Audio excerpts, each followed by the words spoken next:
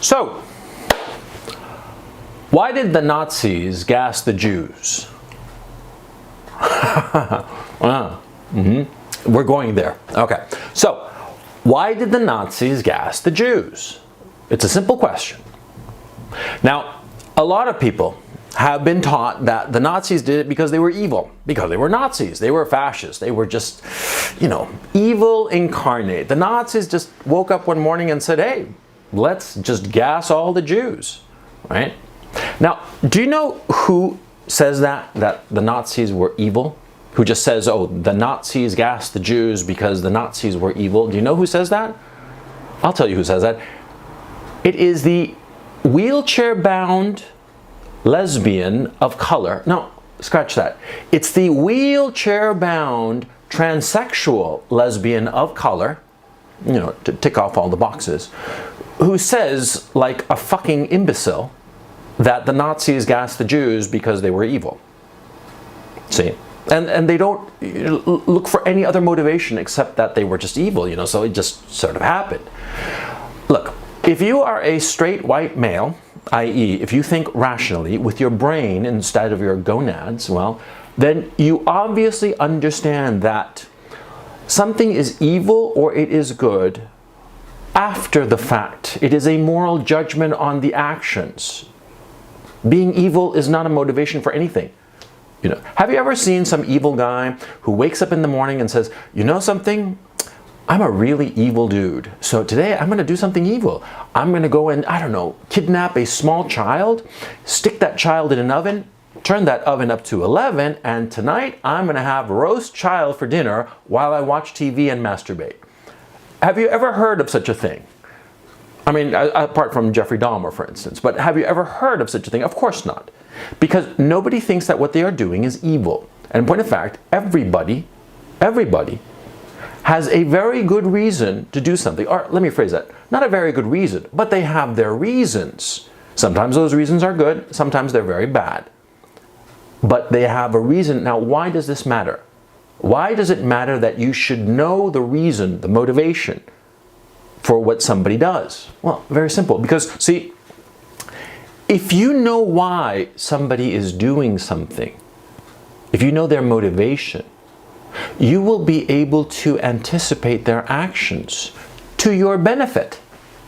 You see? Think of it in these terms. Like, say, for instance, you happen to be, you happen to be in a bank when the bank robbers come, with their big guns, right? They're there to steal the bank. They don't care about your money because you don't have money compared to the bank. The bank has a lot of money.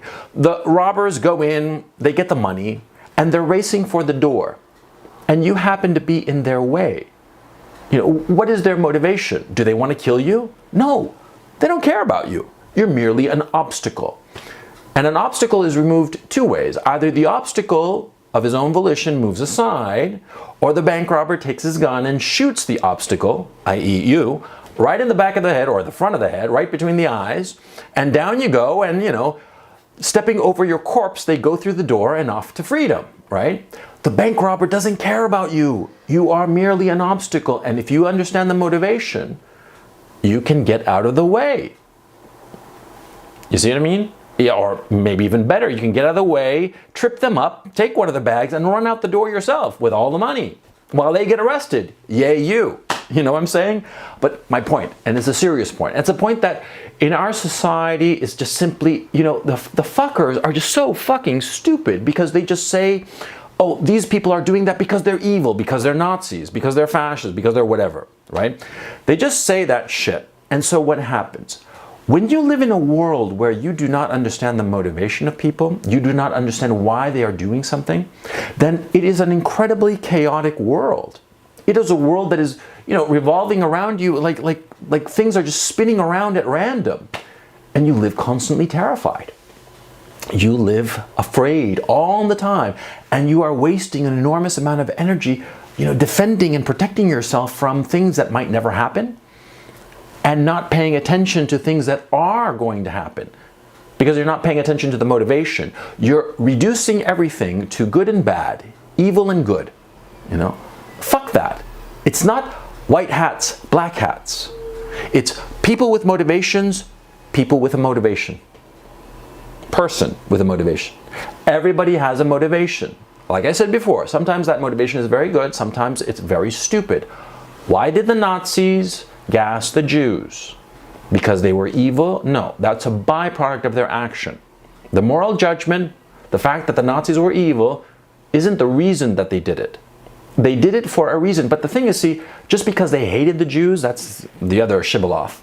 They hated the Jews, that's why they gassed the Jews. But yeah, but what about all those Russian POWs that they also killed? You know, they killed about 2 million of those. They killed 6 million Jews and 2 million Russian POWs. Did they hate them too? What about that million or so, 1.2 Polish Catholics? They hate them too? The 500,000 gypsies, well, we all know that the Nazis hated gypsies, just like they hated Jews, and they hated cripples, and they hated gays. But what about the Polish Catholics? What about the Russian POWs? They hated all those people? Is that the reason that just decided, you know, I really fucking hate these fucking people, and so I'm going to kill them all? That doesn't sound very rational now, does it? It doesn't seem motivated. You see, if you don't explore a motivation, you're going to be left with the most superficial and stupid explanation as to why something happened. Now, it can be something trivial or something very, very serious. It can give you a false sense of reality if you don't understand the motivation. Now, we human beings are extremely good at figuring out motivations of others. Did you know that one of the great problems of self-driving cars was that humans instinctively do something that took a lot of computing power for computers to figure out, which is anticipating what the other drivers are going to do. See, you're driving your car, right? You're in the middle lane. There's a lane to the right, there's a lane to the left, right? Cars are ahead of you, behind you, maybe to the side, and up ahead, you know, a quarter of a mile or so, you see that there's a light and you have to turn at this street. You have to turn to the left. You signal. You start to drift over to the left lane. The people around you, the other cars, they almost instinctively recognize your intentions and they make way. The car that's slightly behind you might just accelerate to get ahead of you or slow down a bit and let you drift into that lane. And they'll all slow down as you turn left at the light. Everybody anticipates everybody else because we do that all the time. But in our current culture, we are taught that we should not look at the motivation of other people. We should simply make a judgment, a moral judgment. You're doing this, you're evil. Because it's easier. It's easier to convince people of bad ideas. If you are an SJW, you have a white hat. You have that white fedora on, and you're going around pointing at everybody else, you know, anti-feminists, you know, people who are against immigration, people who are against all kinds of things or for all kinds of things that you don't like, and you just say, they are the black hats, they are the evil, they are the sons of bitches that we gotta kill. We gotta stick them in the fucking ovens because they are evil, like Nazis. Now, of course, when SJWs do that, everybody else gets in the huff because everybody says reasonably, they say, we have good reasons to believe in what we believe and fight for what we are fighting for. We are motivated. We're not just doing it just because we hate immigrants or just because we don't want the Federal Reserve controlling our lives. No, we have good reasons for our actions, our beliefs, what have you. But by denying people reason, by denying people motivation, you can belittle them and you can wipe them aside with moral impunity, which is what feminists and SJWs do all the time. Don't be like that. Always be thinking about motivation and think of it in a practical sense, okay? This is a very important thing. See, when you know why somebody is doing something, you will be able to anticipate it and you will be able to position yourself for your benefit. Like with a bank robbing hypothetical, right? You stepped out of the way of the bank robber and tripped him up and took his bag, right? Classic. Now, of course, that particular hypothetical situation is probably never going to happen in your life, but things that are very similar will happen all the time. You just have to position yourself. And you position yourself by knowing, by understanding why somebody is behaving the way that they are behaving. Do you know why the Nazis gassed the Jews and the Russian POWs and the Polish Catholics and the gypsies and the gays and the cripples? Do you know why? Because in 1940, Nazi war planners realized that they wouldn't have enough food to feed the German army, the German people, And all these populations that they didn't want around, like the Jews and the Russian POWs and all the rest of it. And by 1942, when they had failed, when the German army had failed to secure the Ukrainian wheat fields, and the wheat fields that they did have were not producing enough food, the German planners realized that somebody was going to have to die, that there wasn't going to be enough food to go around. And so they rounded up the Jews that they already had rounded up in the ghettos, so it was very convenient for them. And they took all the POWs, which they also had rounded up in POW camps, the Russian POWs that is, and they started exterminating them. It was for a practical reason. They were motivated. They had very good reason, because it was either going to be these people die of starvation, or the German people suffer starvation and the German army doesn't have enough food to go out and fight against the Russians and the Allies. That was their motivation. Now you can say that that motivation was not enough of a good reason to go out and kill these innocent people. I would agree. Morally, totally wrong, of course.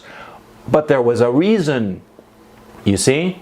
A horrible reason, but a reason, okay? But if you don't know the reason for something, you can't anticipate, and you can't potentially solve the problem. Lots of times you're going to be dealing with people, competitors, perhaps even enemies.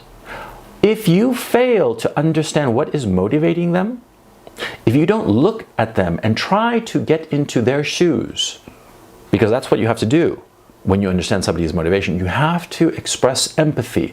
If you cannot express empathy, if you cannot get into somebody else's shoes to understand why they are doing something, then what they are doing will seem to you random. It will seem as if they're just like out of thin air carrying out actions that make absolutely no sense if you don't understand their reasons.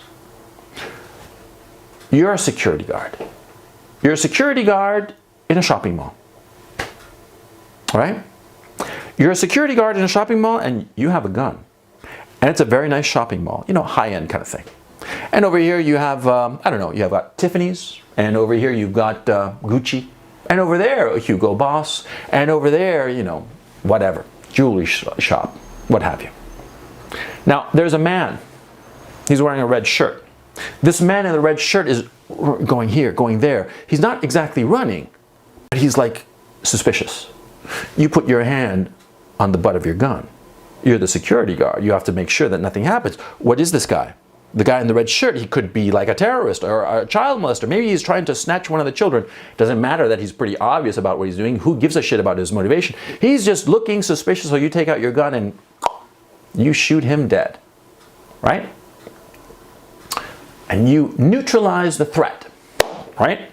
You didn't pay attention to the motivation. You just neutralized what looked like a threatening situation, because God alone knows what that guy in the red shirt was up to. Maybe he was a terrorist with a bomb strapped underneath that red shirt. Maybe he was a child molester. Maybe he was a shoplifter. Maybe who knows what. He's dead. Problem solved, right? Now that's one universe in this hypothetical. Like imagine in the other universe of this hypothetical, you, the security guard, with your hand on the butt of your gun, you go up to the man in the red shirt and you take him by the arm and say, "Mister, what's going on?" And the guy says, "Where's the toilet?" Changes things, doesn't it? Because now you understand the motivation. Now you understand, what does he want? He doesn't want to hurt anybody. He doesn't want to snatch anything, steal any jewelry, or shoplift any clothes. He's not going to, you know, steal some kid and do God knows what in the back of some awful van. No. He just wants to go and pee. His motivation is that he wants to go pee so he doesn't pee his pants, because he doesn't want to pee his pants and suffer the embarrassment. So he's a little bit panicking because, you know, there's a limit to how long you can hold it in, right? And you're the security guard there, and all of a sudden, with just that sentence, "Where's the toilet?" you understand the motivation. You turn and you point and say, "Down the hall to your right, sir." He goes off. 5 minutes later, he comes out with a smile and he's relaxed. And he takes out his black credit card and buys some things over here. And then with the platinum credit card, he buys some things over there. And he leaves with a whole bunch of bags, and he waves and smiles at you, at the security guard who did not shoot him, because you paid attention to his motivation, the reason why.